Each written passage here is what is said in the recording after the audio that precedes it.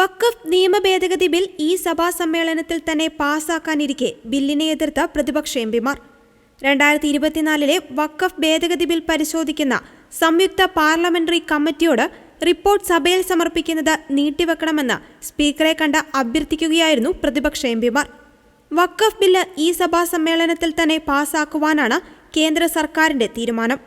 ഇത് ജനങ്ങളെ വിഭജിക്കുവാനുള്ള തന്ത്രത്തിന്റെ ഭാഗമാണെന്നാണ് കെ രാധാകൃഷ്ണൻ ഇതിനോട് പ്രതികരിച്ചത്.